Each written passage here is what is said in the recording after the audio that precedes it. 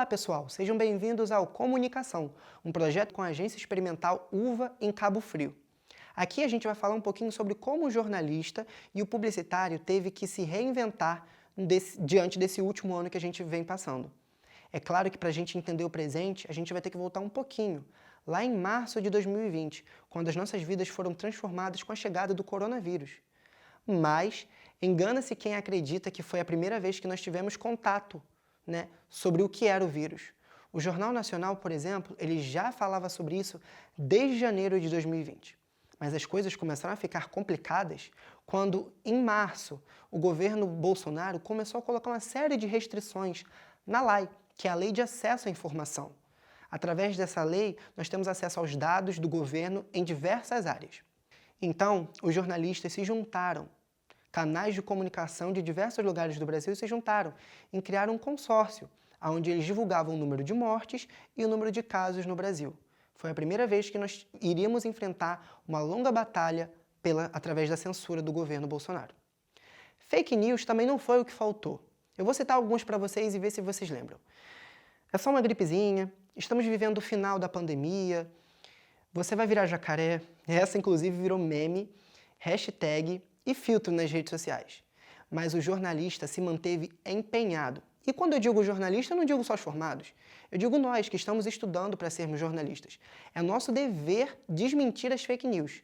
Como? Através de dados, da ciência. Nós não teríamos informação se não houvesse a ciência. O jornalismo e a ciência funcionam como uma espécie de quarto poder. Então, todas essas fake news já foram sim desmentidas. Através das informações hoje, nós temos acesso de que as máscaras funcionam, o distanciamento social ajuda, as vacinas são eficazes e, é claro, ninguém vai virar jacaré. Mas o jornalista que trabalha na televisão também teve que passar por uma série de adaptações. O repórter abelha não só mais fazia sua filmagem e editava. Ele era figurinista, ele era cenógrafo, ele era apresentador da sua própria reportagem. Então, esses foram alguns dos desafios que o jornalista vem enfrentando. Agora, já falando no âmbito acadêmico, os estudantes de jornalismo tiveram uma grande enxurrada de notícias, onde essas notícias ficavam cada vez mais difícil em saber o que era real e o que era inventado. Por isso, eu tenho uma dica para você. Para você impedir aquele seu colega, aquele seu vizinho que faz muita fake news, compartilha muita fake news, é muito simples. É só a gente olhar a data que a notícia foi publicada, ler a matéria toda, porque tem muitos títulos tendenciosos, e, é claro, checar em outros sites confiáveis. Por exemplo, para a gente fazer aqui esse vídeo para você, a gente pesquisou em sites oficiais, sites que passam transparência e que jamais iam publicar fake news. Dê sempre prioridade aos órgãos públicos e matérias de grandes jornais. Mas não foi só o jornalismo que se manteve nessa função de transformação.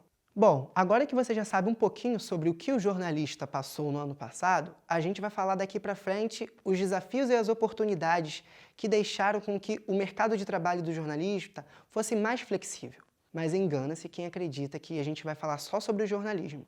No próximo episódio, por exemplo, a gente vai ver como o publicitário se manteve durante a pandemia. Ele teve que passar por um processo de reestruturação. E não só o publicitário, as marcas, as logos foram transformadas a fim também de passar uma mensagem e de uma comunicação com o que a gente está vivendo. Você ficou curioso? Guarda a ansiedade que no próximo episódio a gente vai falar sobre isso. Esse é o Comunicação e até mais!